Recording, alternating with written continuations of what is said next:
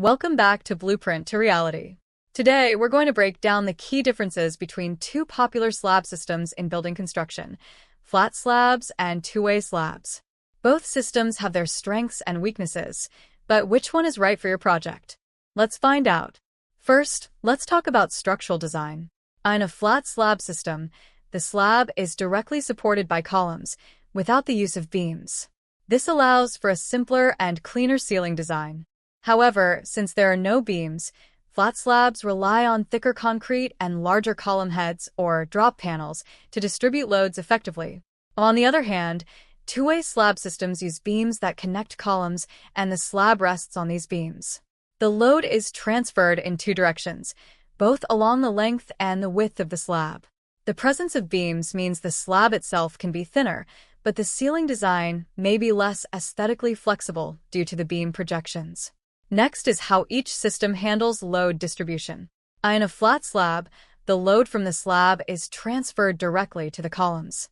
Because of this direct load transfer, flat slabs need to be thicker or require the addition of column capitals to prevent punching shear failures, especially in areas with high loads.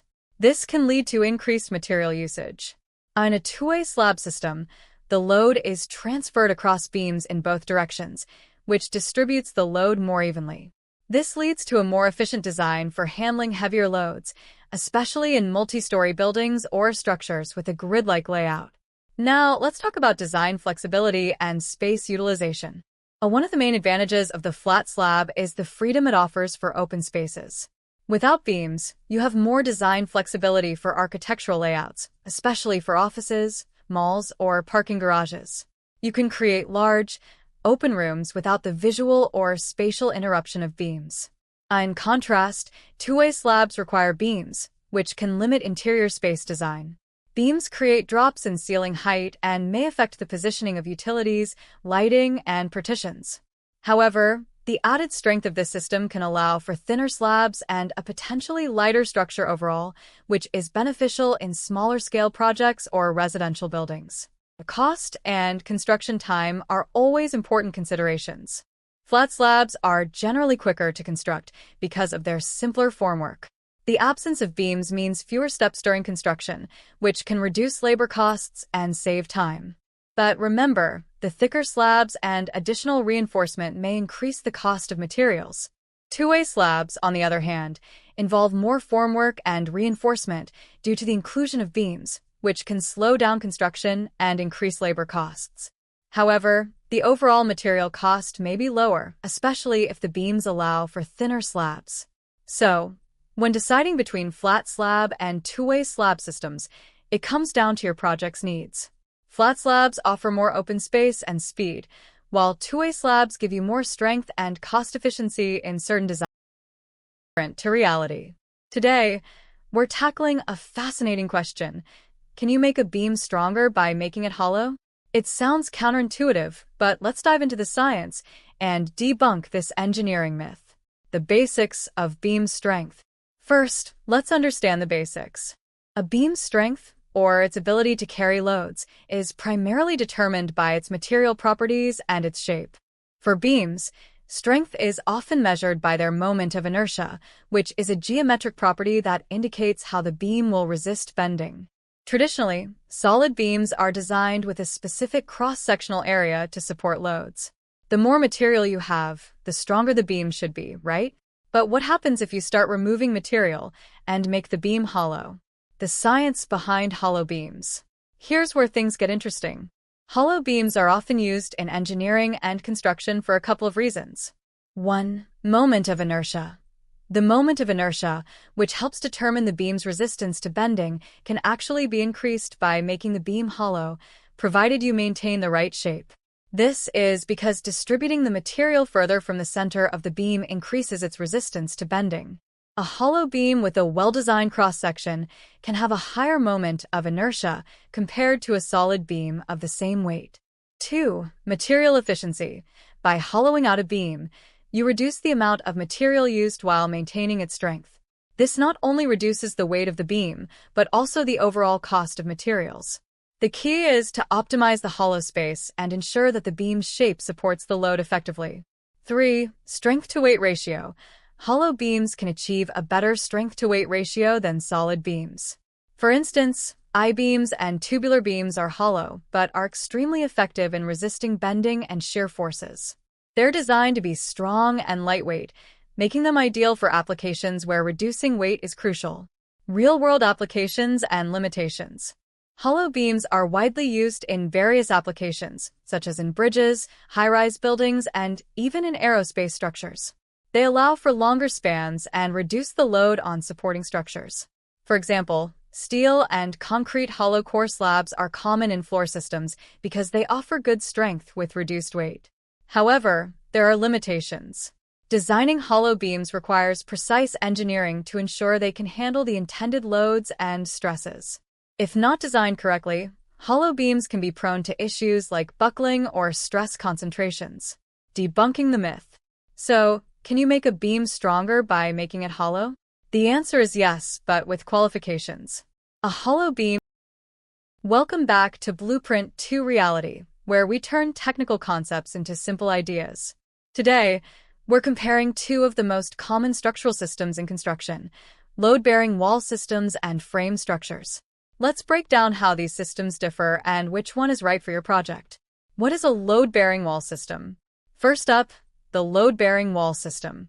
This is one of the oldest construction methods, used in everything from ancient stone buildings to modern-day homes. In this system, walls carry the load of the building, both vertical loads, like the roof, and lateral forces, like wind or earthquakes. These walls act as the primary support, and as a result, they can't be easily modified without affecting the building's stability. One important thing to remember: load-bearing walls usually limit the size of windows and openings because the walls need to remain strong to support the structure. What is a frame structure? Next, let's talk about frame structures. Unlike load-bearing walls, frame structures use a skeleton made from either steel, reinforced concrete, or wood to support the building. In this system, the frame, columns, and beams bears the load, while the walls are mostly non-structural, serving as partitions or for insulation. This allows for much larger windows, open spaces, and flexibility in design because the walls aren't carrying any weight. Frame structures are commonly used in high-rise buildings and modern constructions where open floor plans are important. Let's go deeper into the load-bearing wall system. What are its strengths and weaknesses? On the plus side, load-bearing walls are often cost-effective for smaller buildings, especially homes, because they don't require as much steel or concrete. They also provide excellent thermal insulation, which can make a building more energy efficient. However, the downside is limited flexibility. Once the walls are in place, it's difficult to modify the layout without compromising the structure. And if you're looking to build taller than a few stories, this system becomes less practical due to the need for thicker, stronger walls. Now for the frame structure system. Why would you choose this? Frame structures offer greater design flexibility. Since the load is carried by the frame, walls can be moved or removed entirely, making it perfect for open-plan spaces. This system also supports taller buildings and allows for larger windows, which is why it's popular in high-rise and commercial structures. But there are downsides too. Frame structures can be more expensive to build due to the materials required, like steel or reinforced concrete. They can also require more specialized labor and take longer to construct. Load-bearing versus frame structures. When to choose. So, when should you choose one over the other? If you're building a low-rise structure, like a residential house or a small commercial building, the load-bearing wall system could be a cost-effective and energy-efficient option. However, if you need design flexibility, large open spaces, or if you're going for a tall building, then frame structures are the way to go. In the end, it's all about your project's needs. Load-bearing wall systems offer simplicity and cost savings, while frame structures provide flexibility and support for larger, more complex designs. Thanks for tuning in to Blueprint to Reality. Don't forget to like, subscribe, and hit the bell for more construction insights. Hello everyone and welcome back to our channel. Today, we're diving into an exciting topic in civil and structural engineering: how advanced simulation tools are revolutionizing the field of structural analysis. These tools are not just changing the way we design structures, They're enhancing safety, efficiency, and innovation in ways we couldn't have imagined just a few decades ago. 1. The importance of structural analysis. First, let's briefly discuss why structural analysis is crucial. When engineers design buildings, bridges, or any structure, they must ensure that it can withstand various forces and loads, such as gravity, wind, and seismic activity. Traditional methods of structural analysis often involve simplified calculations and assumptions, which can sometimes lead to suboptimal designs or, worse, structural failures. This is where advanced simulation tools come into play. 2. What are advanced simulation tools? So, what exactly are advanced simulation tools? These tools include software programs that use finite element analysis, computational fluid dynamics, and other numerical methods to create detailed models of structures. By simulating real-world conditions, these tools allow engineers to visualize how a structure will respond to different forces throughout its life cycle. For example, finite element analysis software breaks down a structure into smaller, manageable elements, calculating how each one behaves under various conditions. This level of detail provides insights that traditional methods simply cannot offer. 3. Benefits of advanced simulation. Now, let's talk about the benefits of using these advanced simulation tools in structural analysis.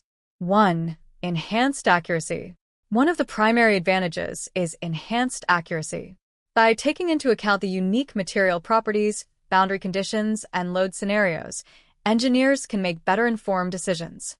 This leads to designs that are not only safer, but also more efficient in material usage. 2. Cost efficiency. Next is cost efficiency.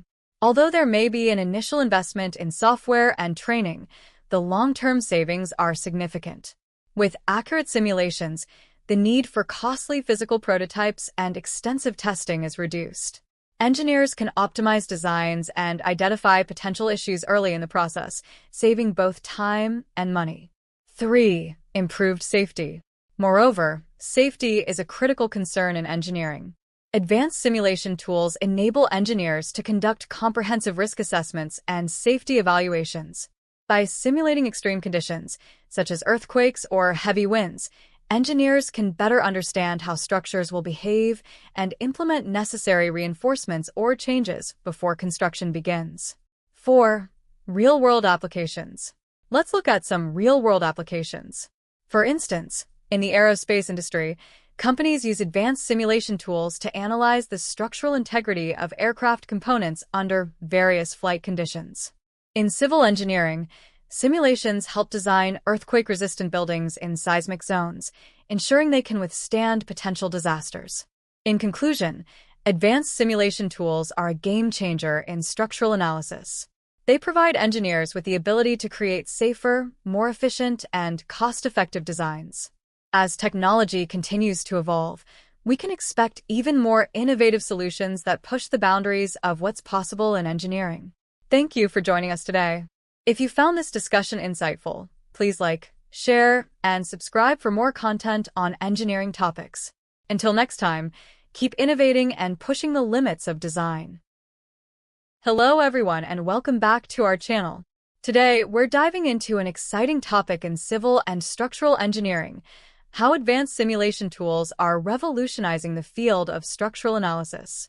These tools are not just changing the way we design structures.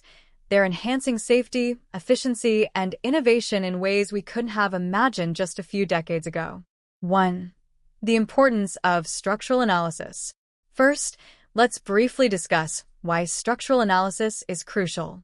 When engineers design buildings, bridges, or any structure, they must ensure that it can withstand various forces and loads, such as gravity, wind, and seismic activity. Traditional methods of structural analysis often involve simplified calculations and assumptions, which can sometimes lead to suboptimal designs or, worse, structural failures. This is where advanced simulation tools come into play. 2. What are advanced simulation tools? So, what exactly are advanced simulation tools? These tools include software programs that use finite element analysis, computational fluid dynamics, and other numerical methods to create detailed models of structures. By simulating real-world conditions, These tools allow engineers to visualize how a structure will respond to different forces throughout its life cycle. For example, finite element analysis software breaks down a structure into smaller, manageable elements, calculating how each one behaves under various conditions. This level of detail provides insights that traditional methods simply cannot offer. 3.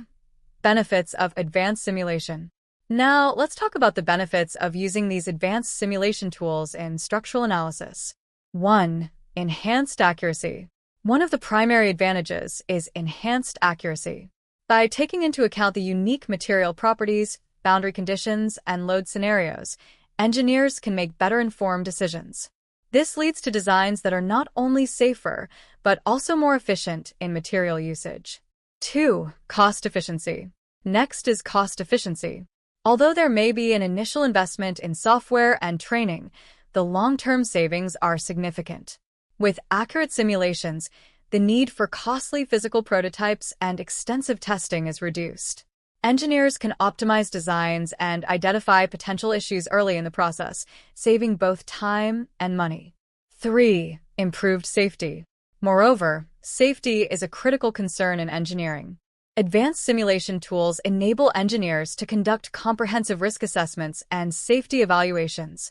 By simulating extreme conditions, such as earthquakes or heavy winds, engineers can better understand how structures will behave and implement necessary reinforcements or changes before construction begins. 4. Real-world applications. Let's look at some real-world applications. For instance, in the aerospace industry, companies use advanced simulation tools to analyze the structural integrity of aircraft components under various flight conditions. In civil engineering, simulations help design earthquake-resistant buildings in seismic zones, ensuring they can withstand potential disasters. In conclusion, advanced simulation tools are a game-changer in structural analysis. They provide engineers with the ability to create safer, more efficient, and cost-effective designs. As technology continues to evolve, we can expect even more innovative solutions that push the boundaries of what's possible in engineering. Thank you for joining us today. If you found this discussion insightful, please like, share, and subscribe for more content on engineering topics. Until next time, keep innovating and pushing the limits of design. Welcome to Blueprint to Reality. Today, we're tackling a question that seems straight out of a sci-fi movie. Can you really build a house in just 24 hours? It sounds impossible, right?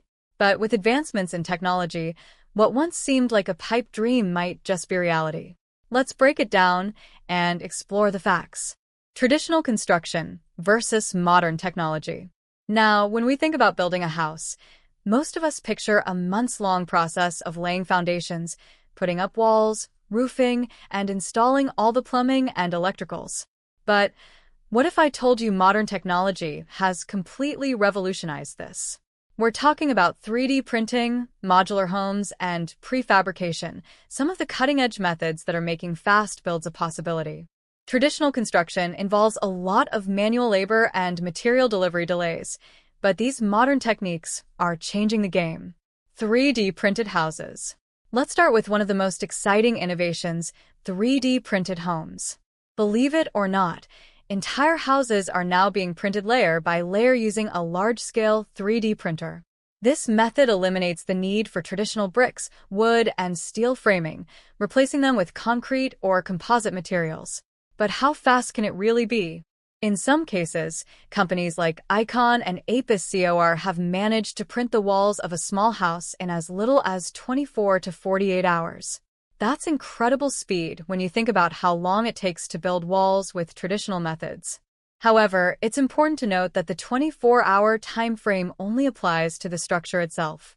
You'll still need to install the roof, windows, and finish the interior, which can take additional time. Modular homes. Next up, we have modular homes. Think of these as building blocks that are pre-made in a factory, then shipped to your site and assembled like giant Lego pieces. Because the modules are pre-built, the assembly process can take as little as a single day. Yes, that's right, a house assembled in 24 hours. But again, there's a catch. While the assembly is fast, the modules still have to be manufactured ahead of time, which usually takes weeks. So technically, The house can be put together quickly, but the preparation behind the scenes is what makes it possible. Realistic expectations. So, can you really live in a house that was built in 24 hours? The short answer is, it depends. While the structure of a home can be assembled or printed in under a day with these methods, the full completion, adding electrical, plumbing, finishing touches, and inspections, still takes time. These quick builds are great for emergency housing, disaster relief, or those looking for ultra-speedy solutions. But for most of us, the idea of a fully livable, custom home in 24 hours is still just a bit out of reach. Welcome back to Blueprint to Reality. Today, we're taking a closer look at one of the most critical parts of any skyscraper, its foundation. How do these massive buildings, some reaching over 1,000 feet, stay upright without sinking or toppling over? The secret is in the engineering of the foundations. Let's break it down. The basics of foundations. Foundations are essential for distributing the enormous weight of a skyscraper to the ground beneath. But it's not just about supporting weight. Foundations also help skyscrapers resist forces from wind, earthquakes, and even the shifting of the earth itself. There are two primary types of foundations used for skyscrapers: shallow foundations and deep foundations. For small buildings, shallow foundations are usually enough. But skyscrapers? They need something much more robust. Deep foundations explained. Skyscrapers rely on deep foundations, which go far below the surface to find solid ground or bedrock. The most common types are piles and caissons. Let's start with piles. Piles are long, slender columns made of concrete, steel, or even wood that are driven deep into the earth. These piles either reach bedrock or are driven into dense layers of soil that can support the building's weight. The goal? To transfer the load from the skyscraper down to a stronger, more stable layer of earth. Next, we have caissons. Imagine caissons as giant, concrete pillars, almost like enormous, buried columns that reach bedrock. Workers excavate deep shafts, fill them with concrete, and voila, you've got a super strong foundation. Challenges of building foundations. But it's not always easy. In cities like New York and Chicago, where skyscrapers are everywhere, engineers have to deal with unpredictable soil, water tables, and nearby structures. Sometimes, they use a technique called friction piles, where the friction between the soil and the sides of the piles helps support the weight of the building. Another key challenge is settlement. Settlement happens when the soil under the foundation compacts over time. If one side settles more than the other, the building could tilt or crack. Engineers have to design foundations to minimize this uneven settlement. How foundations resist external forces. Now, skyscrapers aren't just sitting on the ground. They're battling natural forces like wind and earthquakes. This is where the foundation really shines. Wind. The foundation anchors the entire structure, preventing it from swaying too much. Engineers even build in flexibility, allowing the skyscraper to move slightly without causing damage. In earthquake-prone areas, the foundation often has to absorb seismic energy. Engineers use flexible materials and base isolators in the foundation to cushion the impact of an earthquake, reducing the stress on the building itself. Real-world examples. Some of the world's tallest skyscrapers have incredible foundations. Take the Burj Khalifa in Dubai. It stands over 2,700 feet tall and has a foundation that extends over 160 feet into the ground, made up of reinforced concrete piles. Then there's the Shanghai Tower, which uses both piles and caissons to deal with the soft soil and seismic risks of the region. Its foundation is built to withstand high winds and potential earthquakes. So, how do foundations support skyscrapers? By reaching deep into the earth, anchoring the building to solid ground, and resisting the natural forces that could bring it down. Without these marvels of engineering, the towering skylines of cities around the world wouldn't be possible. Thanks for watching Blueprint to Reality. If you enjoyed learning about the engineering secrets of skyscraper foundations, don't forget to like and subscribe. See you in the next video. Hello everyone and welcome back to our channel. Today we're exploring an exciting topic in structural engineering, innovations in tension and compression structures. These elements are crucial in our designs, influencing everything from bridges to skyscrapers.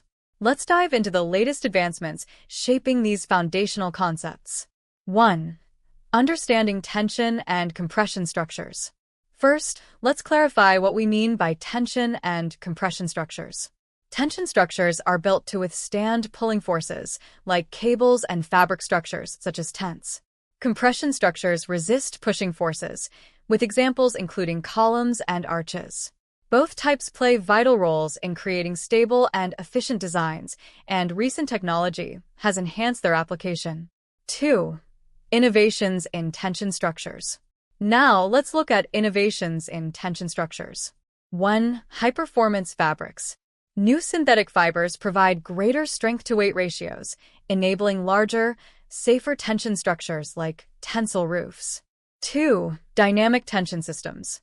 Innovations in dynamic tension systems allow for automatic adjustments based on environmental changes, improving stability in varying conditions. 3. Innovations in compression structures. Next, we have compression structures. 1. Advanced concrete technologies. Ultra-high-performance concrete, UHPC, offers exceptional compressive strength, allowing for slimmer, more ambitious designs. 2. 3D printing. 3D printing technology enables the creation of complex compression structures that optimize material use and allow for rapid on-site construction. 4. Integrating tension and compression. Combining tension and compression elements is leading to innovative hybrid designs. 1. Cable-stayed bridges. These structures use tension cables to support the bridge deck, while compression towers provide stability, resulting in lightweight, aesthetically pleasing designs. In conclusion, innovations in tension and compression structures are transforming design and construction. From advanced materials to 3D printing, these advancements enhance the efficiency and safety of our built environment. Thank you for joining us today. If you found this discussion insightful, please like, share, and subscribe for more on structural engineering innovations. Let's explore the future of architecture and engineering together. How do engineers optimize load-bearing structures? Welcome to Blueprint to Reality. Today, we'll explore one of the core concepts of structural engineering, optimizing load-bearing structures.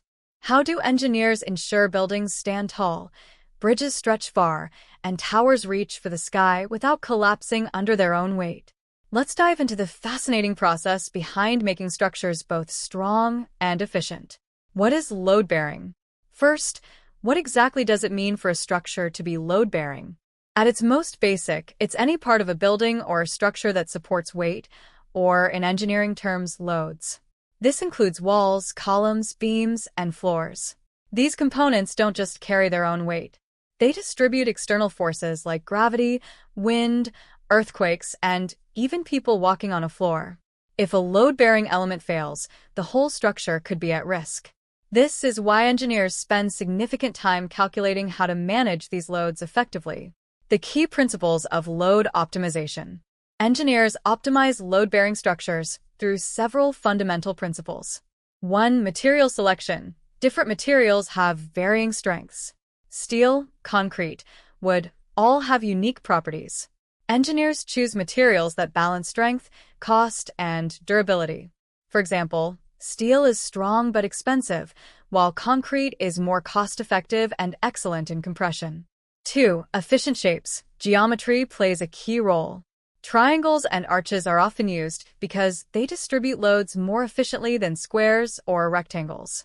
That's why you see triangular trusses in roofs and arched bridges. They're strong and require fewer materials. 3. Load distribution. Engineers design structures so that loads are evenly spread across multiple components. Instead of a single beam bearing all the weight, that load is shared across several beams or columns. Think of it as teamwork for materials. No single part bears the entire burden. 4. Redundancy. This means creating alternate load paths. If one part fails, another part can still handle the load. This prevents catastrophic collapses, making structures more resilient in emergencies. Examples of optimized structures. Take the Burj Khalifa, the tallest building in the world. Engineers used a system called the buttressed core, a Y-shaped design that evenly distributes the weight of the tower, reducing the load on any one point. This allows it to soar to 828 meters while still being stable. Or consider suspension bridges like the Golden Gate Bridge. The cables distribute the bridge's load, allowing it to span incredible distances while staying light and flexible. These examples show that optimization isn't just about using strong materials, it's about using them intelligently. In conclusion, optimizing load-bearing structures is a delicate dance between physics, materials, and design. Engineers must balance all these factors to ensure that buildings are both strong and cost-effective. The next time you walk into a skyscraper or drive over a bridge, remember, it's not just a structure, it's a carefully crafted solution designed to bear the loads of our world. Thanks for joining us on Blueprint to Reality. Don't forget to like and subscribe for more engineering insights. When you think of skyscrapers, you probably picture massive steel and concrete structures piercing the sky. But here's a mind-bending question. Could we actually build a skyscraper out of wood? It sounds like something out of a fairy tale, right? Yet, with modern engineering and cutting-edge materials, timber towers are becoming more than just a possibility. They're a reality. Today, on Blueprint to Reality, we dive into the surprising science behind wooden skyscrapers. Traditional views on wood. For centuries, wood has been a go-to material for construction. It's natural, renewable, and easy to work with. But we've always associated it with small, cozy homes, not towering skyscrapers. Why? Because traditional wood structures have limitations. Wood burns, it's not as strong as steel, and it decays over time. So how is it possible to build something as tall and complex as a skyscraper using wood? The answer lies in a new type of wood material known as mass timber. Introducing mass timber. Mass timber is not your average 2x4. It's a revolutionary engineered wood product that involves laminating layers of wood together to create a material that's incredibly strong, durable, and surprisingly fire-resistant. One of the most popular types is cross-laminated timber, or CLT for short. Think of it as wood on steroids. What makes mass timber special is its ability to match, and sometimes even exceed, the strength of concrete and steel. Because of its strength-to-weight ratio, it can support massive loads without crumbling under pressure. Fire safety and durability. Now, you might be wondering, wait a minute, how is wood safe in a skyscraper? Doesn't it burn easily? It's a fair question, but here's where the science gets interesting. Unlike smaller pieces of wood that catch fire quickly, mass timber chars on the outside when exposed to flames, creating a protective layer that slows down the spread of fire. In many cases, mass timber buildings have proven to be just as safe, if not safer, than traditional concrete or steel structures in fire tests. And as for durability, these wooden towers are designed to last just as long as any other modern building, with minimal maintenance required. Environmental impact. One of the biggest benefits of building skyscrapers with wood is the environmental impact. Concrete and steel require a lot of energy to produce, and they release tons of carbon dioxide into the atmosphere. Wood, on the other hand, is a renewable resource that stores carbon throughout its life, making it an eco-friendly option. In fact, if we start using mass timber on a larger scale, it could drastically reduce the carbon footprint of the construction industry. We're talking about a greener future, where towering cities are built from sustainable materials. Examples of timber towers. Still skeptical? Well, let's look at some real-life examples. In Norway, there's the Mjøsternet, the world's tallest timber building standing at 18 stories. And it's not alone. Projects like the Ho-Ho Tower in Vienna and Brock Commons in Vancouver are proving that wooden skyscrapers are not only possible, but are already reshaping city skylines around the world. Architects and engineers are pushing the boundaries, and some are even designing timber buildings that could reach 30 stories or higher. The potential for wooden skyscrapers is only just beginning. So, can you build a skyscraper out of wood? The answer is a resounding yes. With mass timber, we've unlocked a new frontier in construction that's not only strong and safe, but also sustainable.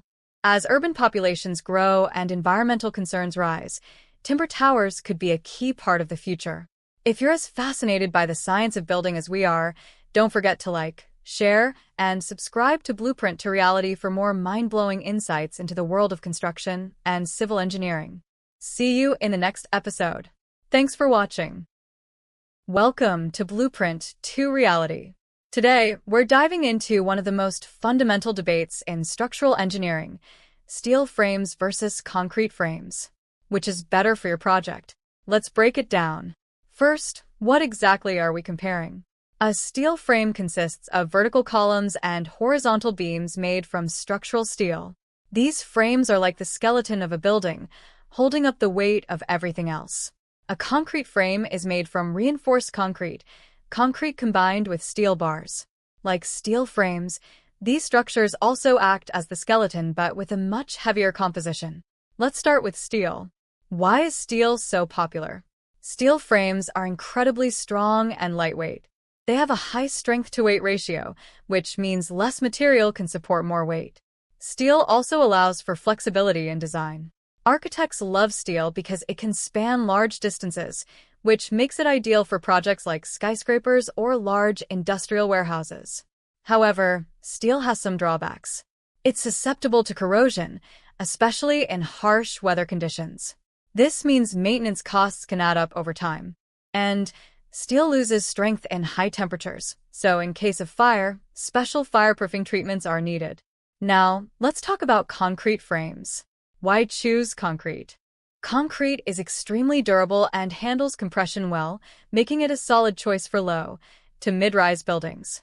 Concrete has excellent fire resistance, and it's great for projects where fire safety is a priority. However, concrete frames are much heavier than steel. That means the foundation has to support more weight, which can increase construction time and cost. Another issue with concrete is its low tensile strength, which is why it needs reinforcement with steel rebar to prevent cracking. Finally, let's talk about cost and construction speed. Steel is more expensive up front, but it can reduce labor costs due to faster assembly. Concrete, while generally cheaper in raw material, takes longer to build due to curing times. However, labor costs are often lower than steel.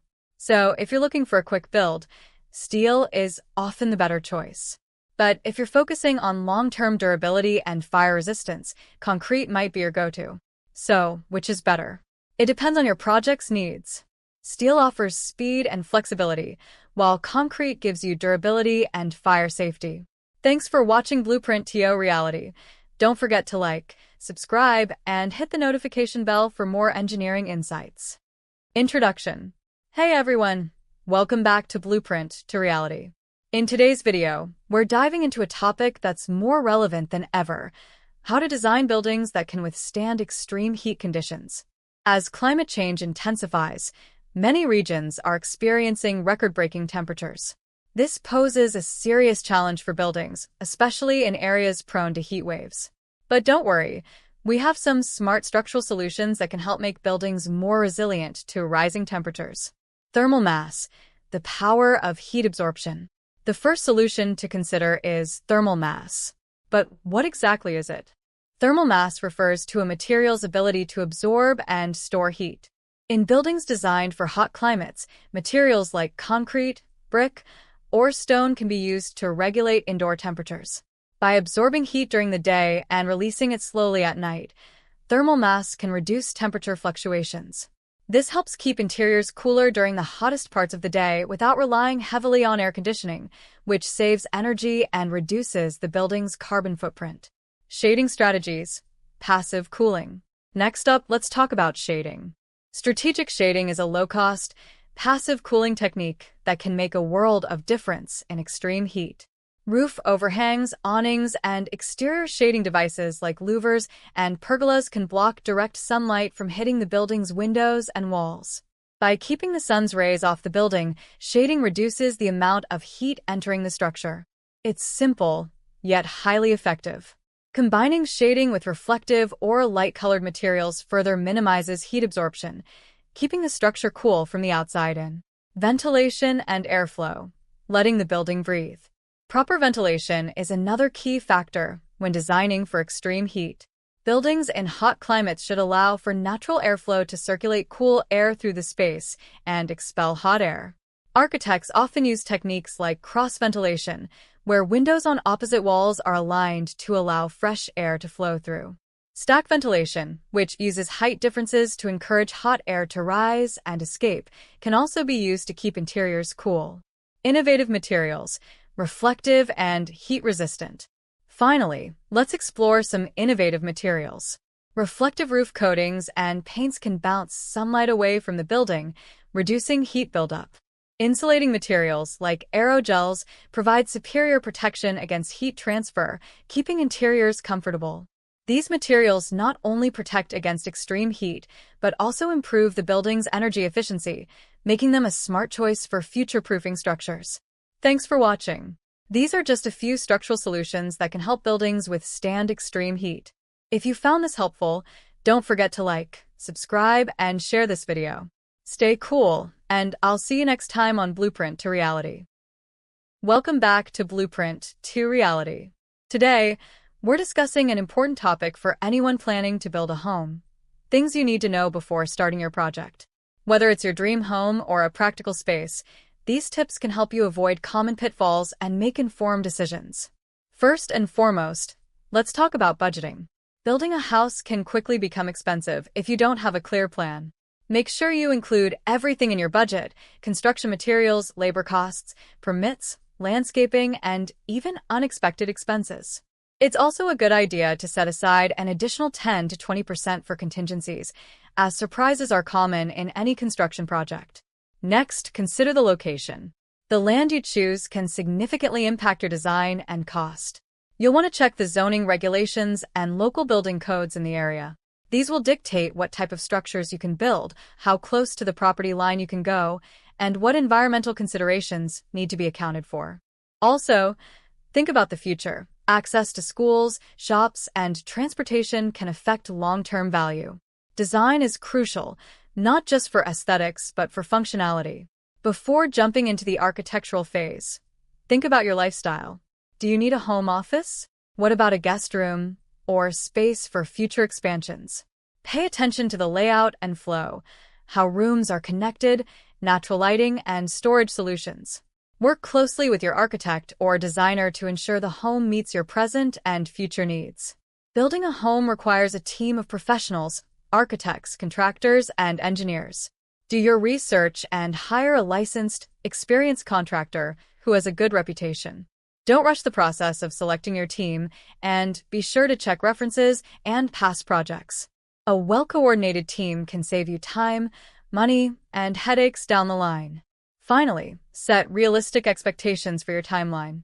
Construction projects often take longer than expected due to weather, material delays, or labor shortages.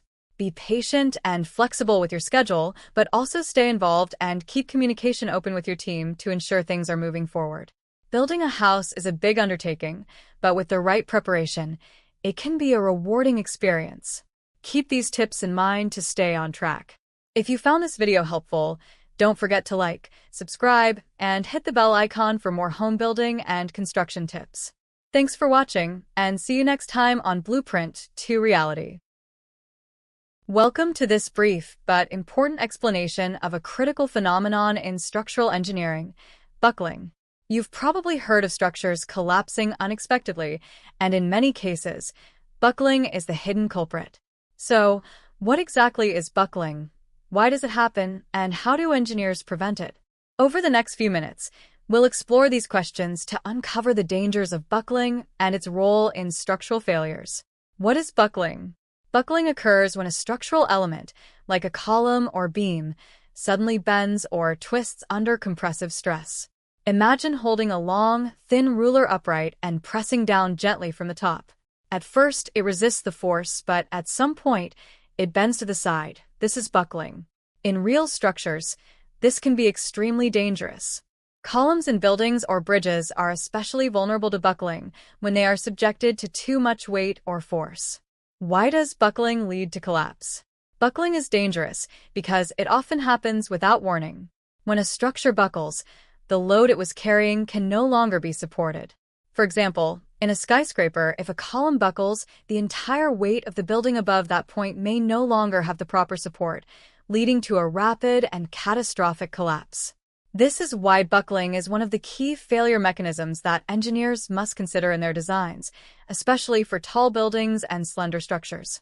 Critical load, the tipping point. So, what determines whether or not a structure will buckle? Engineers calculate something called the critical load, which is the maximum load a column or beam can handle before buckling. This depends on several factors, like the material, the length and shape of the element, and how it's supported at both ends. Once the load goes beyond this critical point, even a tiny increase in force can cause sudden failure. That's why understanding critical load is essential for designing structures that can withstand compressive forces. Preventing buckling in structural design. To prevent buckling, engineers reinforce structures by adding bracing, using stronger materials, or making columns thicker to resist compressive forces. Sometimes, reducing the length of the columns or providing better support at the base can also minimize the risk. By understanding the causes and effects of buckling, engineers can create safer structures that won't fail under unexpected loads. Conclusion. In summary, buckling is a silent but severe threat in structural engineering. When a structure buckles under compressive stress, it loses its ability to support loads, leading to potential collapse. By carefully calculating the critical load and designing to prevent buckling, engineers ensure that buildings, bridges, and other structures remain safe and stable, even under heavy loads. Thanks for listening, and remember, structural safety is all about understanding and preventing failures like buckling. Welcome back to Blueprint to Reality. Today, we're diving into a critical topic for modern infrastructure: how engineers make bridges earthquake-resistant. Bridges are vital lifelines, connecting communities and supporting transportation networks. But when earthquakes strike, the forces can be immense, threatening their stability. So how do engineers design bridges to withstand seismic activity? Let's explore the key techniques that keep these structures standing tall during earthquakes. Understanding seismic forces. First, let's quickly understand what happens during an earthquake. Earthquakes generate lateral forces, side-to-side movements, that can shake a structure violently. Bridges are particularly vulnerable because they span long distances and need to support heavy loads, like vehicles and trains. During an earthquake, the ground beneath a bridge can move unpredictably, creating forces that can cause columns to crack, joints to fail, or even lead to complete collapse if not designed properly. Flexibility through base isolation. One of the most effective techniques engineers use to protect bridges is base isolation. This involves placing flexible bearings or isolators between the bridge structure and its foundation. These isolators act like shock absorbers, allowing the bridge to move independently of the ground during an earthquake. By isolating the movement, the bridge can sway with the seismic waves without absorbing the full force of the ground shaking, greatly reducing the risk of damage. Dampers to reduce vibrations. Another key tool in earthquake-resistant design is the use of dampers. Think of dampers as a way to slow down the vibrations caused by seismic forces. Engineers often install tuned mass dampers or viscous dampers within bridge structures to absorb and dissipate energy. These devices can reduce the amplitude of vibrations, minimizing the impact on the bridge's key components like its deck and supports. Dampers essentially help calm the shaking, protecting the bridge from excessive stress. Reinforced pillars and foundations. The next critical aspect of earthquake-resistant design is reinforced pillars and foundations. Engineers use reinforced concrete and steel to strengthen the columns and piers that support bridges. This reinforcement helps resist the intense shear and bending forces caused by earthquakes. In some cases, engineers also use deep foundations or piles that extend far below the surface to reach stable soil or bedrock, ensuring the bridge remains stable even when the ground above it shakes. Expansion joints. Lastly, bridges are equipped with expansion joints. These are gaps or flexible connections that allow different parts of the bridge to move independently during seismic activity. By providing space for controlled movement, expansion joints prevent parts of the bridge from colliding with each other or cracking under stress. They help ensure the bridge can flex without breaking. By using base isolators, dampers, reinforced pillars, deep foundations, and expansion joints, engineers create bridges that can resist the devastating effects of earthquakes. The goal isn't to make bridges completely unmovable, it's to allow them to flex and absorb seismic forces without collapsing. Thanks for watching Blueprint to Reality. If you enjoyed this breakdown of earthquake-resistant bridges, be sure to like, subscribe, and hit the notification bell for more insights into the world of civil engineering and design. Stay safe, and see you in the next video. Welcome to Blueprint to Reality. Today, we're exploring groundbreaking innovations in earthquake dampers, specifically base isolators and tuned mass dampers, and how they help protect buildings from seismic vibrations. The challenge of earthquakes. Earthquakes are unpredictable and can cause severe damage to buildings by shaking them from their foundations. Traditional structures transfer these forces directly from the ground to the building, leading to cracks, collapses, and structural failures. But innovations like base isolators and tuned mass dampers are revolutionizing how we build to withstand seismic events. Base isolators. Let's start with base isolators. These devices are installed between a building's foundation and its structure, acting as a buffer during an earthquake. Instead of letting the building move with the ground, base isolators allow the foundation to shift independently from the rest of the structure. This reduces the amount of force transferred to the building, dramatically lowering the risk of damage. Base isolators typically consist of layers of rubber and steel with a flexible core. When seismic waves hit, the isolators absorb and spread out the energy, allowing the building above to sway gently without absorbing the full impact. Tuned mass dampers. Now let's talk about tuned mass dampers, another powerful innovation. These are massive weights, usually installed at the top of a building, that move in opposition to seismic vibrations.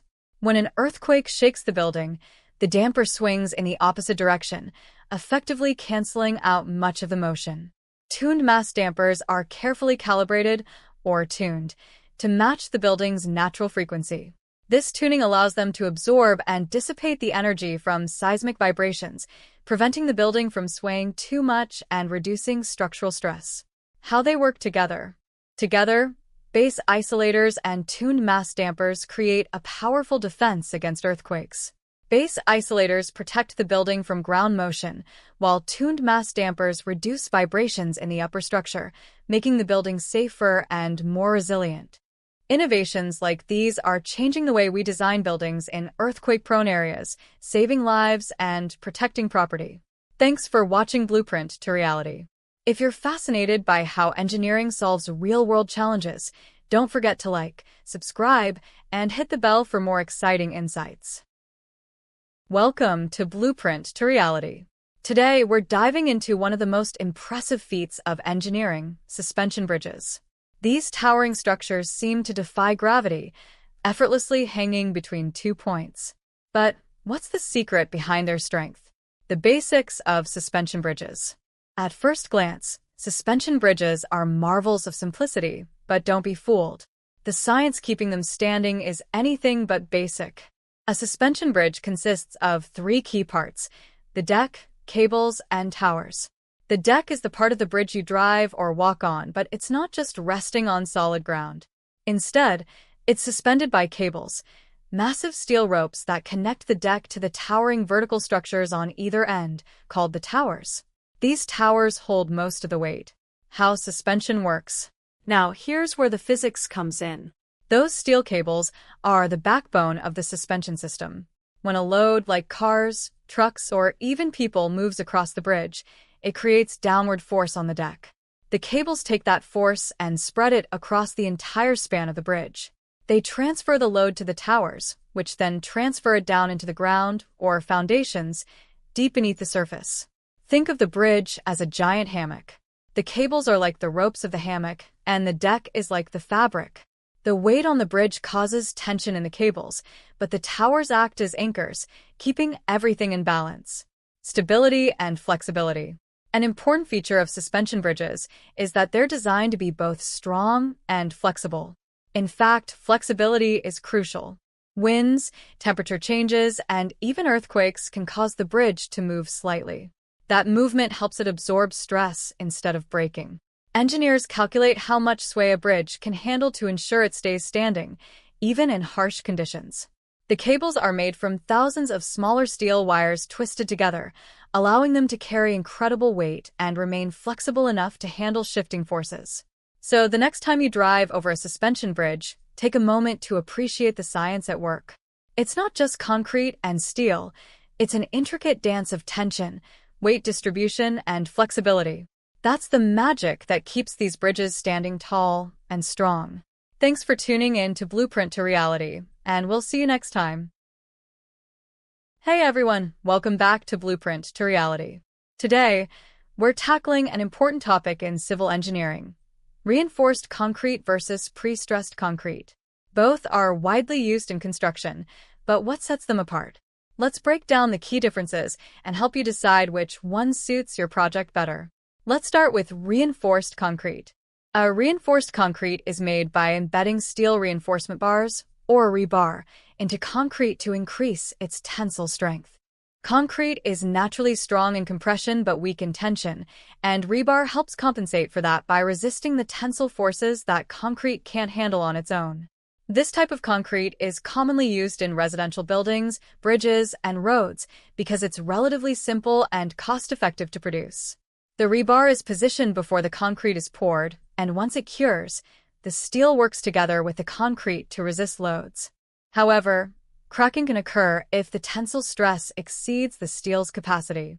Now, let's move on to pre-stressed concrete.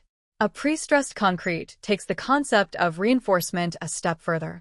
Before or during construction, steel tendons or cables are pre-tensioned or post-tensioned to put the concrete under compression.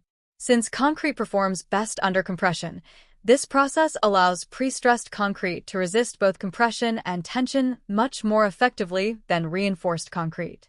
A pre-stressed concrete is often used in larger structures, like bridges, parking garages, and high-rise buildings, where minimizing cracks and deflections is crucial. By applying tension to the steel cables, the concrete remains in compression even under heavy loads, reducing the risk of cracking and allowing for longer spans and thinner slabs. So, what are the key performance differences between the two? First, crack resistance. Reinforced concrete can develop cracks under tensile loads, which can lead to structural issues over time if not properly maintained. Pre-stressed concrete, on the other hand, is designed to minimize or even eliminate cracks because of the pre-applied compression forces. Second, load-bearing capacity. Pre-stressed concrete is much stronger and can handle heavier loads and longer spans without sagging or cracking, whereas reinforced concrete is better suited for shorter spans and moderate loads. Finally, deflection. Pre-stressed concrete deflects less under load due to the tension steel, making it ideal for projects where minimizing deflection is critical. Now, let's talk about cost and complexity. A reinforced concrete is simpler and cheaper to produce, making it a go-to option for smaller projects or structures where high loads and long spans aren't as important. It's easy to work with, and the construction process is straightforward. A pre-stressed concrete, on the other hand, is more complex and requires specialized equipment and labor for tensioning the steel cables. This increases both the cost and construction time. However, the benefits of increased strength and reduced cracking make pre-stressed concrete worth the investment for larger, more demanding projects. So there you have it. Reinforced concrete is great for simpler, smaller structures, while pre-stressed concrete excels in high-load, long-span, and crack-sensitive projects. Thanks for watching. Don't forget to like, share, and subscribe for more civil engineering tips right here on Blueprint to Reality. See you in the next video. In the world of engineering, bridges have always symbolized the connection between 2 points, overcoming physical barriers with elegance and precision. But today, engineers are pushing the boundaries even further. Modern bridge designs are redefining what's possible, blending sustainability, innovation, and structural efficiency. 1. A shift toward sustainability. Bridges are no longer just about connecting roads. They're also about connecting people to a sustainable future. Engineers are designing with eco-friendly materials and practices to reduce carbon footprints. For example, we're seeing the rise of bridges constructed from recycled materials like plastic waste, which reduce the environmental impact. The use of modular construction, where sections are built off-site and assembled on-site, not only speeds up the process but also minimizes waste and emissions during construction. 2. Innovation in structural design. Engineers are also experimenting with new shapes and forms. Traditional bridge designs like suspension and arch bridges are still relevant, but now we're seeing incredible geometric innovations. Think of bridges with lightweight, yet incredibly strong, materials such as carbon fiber composites. These materials allow for thinner, sleeker designs without compromising safety or durability. Some futuristic designs include self-healing concrete, a material that can repair cracks on its own, extending the lifespan of bridges while reducing the need for frequent maintenance.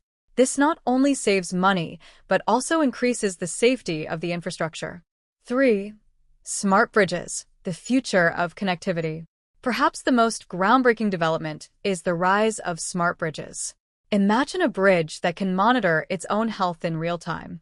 Sensors embedded in the structure can detect stress, strain, temperature, and even potential weaknesses before they become critical. This data is transmitted to engineers who can analyze it and make real-time decisions on maintenance. Smart technology also helps in predicting how a bridge will behave under certain conditions, like heavy traffic or extreme weather. These insights make it possible to ensure the safety and longevity of bridges, all while minimizing disruptions to daily life. 4. Aesthetic and functional synergy. It's not just about functionality. Modern bridge designs are fusing aesthetics with practicality. Many bridges today are works of art, designed to be both functional and beautiful. Think of the Millau Viaduct in France or the Zhangjiajie Glass Bridge in China. These bridges attract tourists and blend harmoniously with their surroundings, showcasing that a bridge can be more than just infrastructure. It can be a landmark. As the world demands more resilient, eco-friendly, and smarter infrastructure, engineers are responding with creative solutions that challenge traditional boundaries. From sustainable materials to smart technology, the bridges of tomorrow are being built today. They don't just connect us physically, they represent the future of engineering innovation. Thanks for watching, and stay tuned for more insights into the ever-evolving world of structural engineering. Welcome back to Blueprint to Reality, where we explore the world of civil engineering and how it shapes our modern lives. Today, we're tackling a significant challenge faced by engineers worldwide: how to build safely and effectively on soft soils. Introduction to the problem. Soft soils like clay, silt, and peat present a huge problem for construction. They lack the strength and stability to support heavy structures, leading to issues like sinking, shifting, and even structural failure. In many parts of the world, particularly in coastal or river regions, soft soils are the norm. So how do engineers overcome these obstacles to build skyscrapers, bridges, and infrastructure on such tricky ground? Key engineering solutions. Over the years, engineers have developed innovative techniques to transform unstable soils into safe building foundations. Let's take a look at some of the most effective methods. First, we have soil compaction. By using heavy machinery, engineers can compress the soft soil, increasing its density and strength. This process minimizes the soil's ability to shift or settle under the weight of a structure. Next, there's soil stabilization, which involves mixing soft soils with stabilizing agents like lime, cement, or even chemicals. These additives react with the soil to improve its strength and reduce its moisture content, making it more suitable for construction.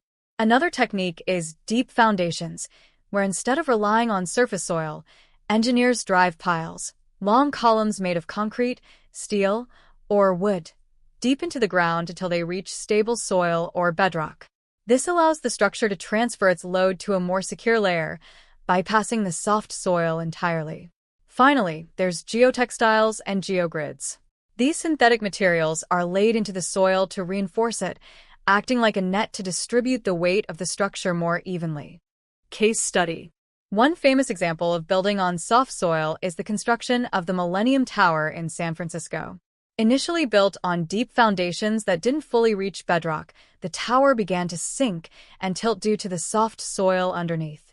Engineers are now using advanced techniques like underpinning and soil stabilization to fix the problem, demonstrating the importance of understanding soil behavior when designing large structures. Building on soft soils is no easy task, but with innovative engineering solutions, we've turned unstable ground into solid foundations for some of the world's most iconic structures. From deep foundations to soil stabilization, civil engineering continues to push the boundaries of what's possible. Thank you for joining us on Blueprint to Reality. If you enjoyed this episode and want to learn more about how engineering solves real-world problems, don't forget to like, subscribe, and hit that notification bell. Welcome to Blueprint to Reality, where we explore groundbreaking ideas in civil engineering and architecture. Today, we're diving into a fascinating sustainable building technique that's gaining momentum around the world: rammed earth structures. Introduction to rammed earth. Rammed earth construction isn't new. It's an ancient building method that's been around for thousands of years. Used in structures from the Great Wall of China to Moroccan Casbahs, rammed earth is a technique that involves compacting layers of damp earth between forms. The result? Strong, thermally efficient, and environmentally friendly walls. Advantages of rammed earth. So, why are we seeing a resurgence of rammed earth today? First off, sustainability. As we face the challenges of climate change, the construction industry is looking for greener alternatives. Rammed earth uses natural, locally sourced materials, reducing the carbon footprint. Unlike concrete or steel, it doesn't require high-energy production processes. Secondly, its thermal properties are a major benefit. Rammed earth walls provide excellent insulation, helping to regulate indoor temperatures naturally. This means reduced energy consumption for heating and cooling. Modern applications and innovations. In recent years, architects and engineers have started to reimagine how rammed earth can fit into modern design. From luxury homes to eco-friendly resorts, rammed earth structures are finding their place in contemporary architecture. Advanced construction techniques and new materials, like stabilizers, are improving the strength and durability of these buildings while maintaining their natural aesthetic. Designers are also experimenting with various pigments and textures, creating visually striking structures that blend seamlessly with their surroundings. Rammed earth is a perfect blend of ancient wisdom and modern innovation, offering a sustainable, durable, and beautiful building solution. As we move forward in the age of eco-conscious design, this technique may play a key role in reshaping how we think about construction. Thanks for tuning in to Blueprint to Reality. If you're passionate about sustainable design and cutting-edge architecture, don't forget to subscribe and hit the notification bell for more insightful videos. Welcome to Blueprint to Reality. Today, we're talking about the challenges engineers face when designing buildings in cold climates. How do ice and snow impact building design, and what solutions do architects and engineers use to keep structures safe and efficient? The weight of snow. One of the biggest concerns in cold climates is the weight of snow. Snow loads can put immense pressure on a building's roof and structure.